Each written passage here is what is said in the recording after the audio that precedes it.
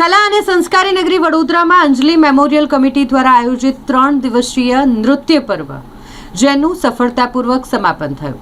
અંતિમ દિવસ હોય ત્યારે અલગ અલગ શાસ્ત્રીય નૃત્યકારો દ્વારા રજૂ કરવામાં આવ્યા હતા, જેમાં વડોદરા, અમદાવાદ અને ઇટલીના નૃત્યકારો દ્વારા ભરતનાટ્યમ અને કથક જેવા શાસ્ત્રીય નૃત્ય રજૂ કરાયા.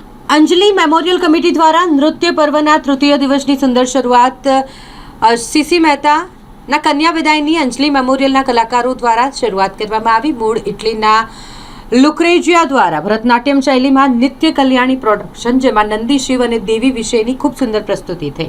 તેમણે પોતાના ભારત આવ્યા પછી ભરતનાટ્યમ શૈલીમાં પોતે શિક્ષા પ્રાપ્ત કરી અને નૃત્યમાં જ પોતાનું જીવન સમર્પિત કર્યું છે. ત્યારબાદ માનસી મોદી, દર્શિની મોદી, પાર્થરાજ પરમાર જેઓએ થીમ આધારિત પ્રસ્તુતિ કરી, જે કથક, ભરતનાટ્યમ અને સમકાલીન ચળવળની પરંપરા, આધુનિક અભિવ્યક્તિના સંવાદમાં હતી.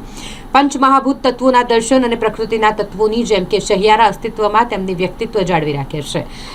કન્ફ્યુલન્સ આ શૈલીમાં આધુનિકતા સાથે વેસ્ટર્ન સંગીતના તાલ સાથે કબીરના ગીત સાથે અદ્ભુત પ્રસ્તુતિ નૃત્યકારોએ રજૂ કરી હતી. 3 દિવસના નૃત્ય પર્વનું આજે સમાપન થયું 11મી ફેબ્રુઆરી.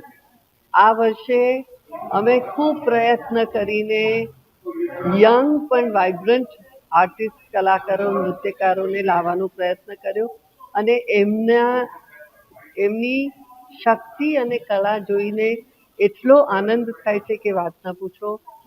ગુજરાત બહુ જ સદ્ધર છે. હવે મને એવું લાગે છે નૃત્યના ક્ષેત્રમાં પણ, અને આવું ને આવું આગળ વધતા રહે કલાકારો, અને અમે એમને બનતો પ્રોત્સાહન પૂરું પાડીએ એવી અમારી ખૂબ ઈચ્છા છે.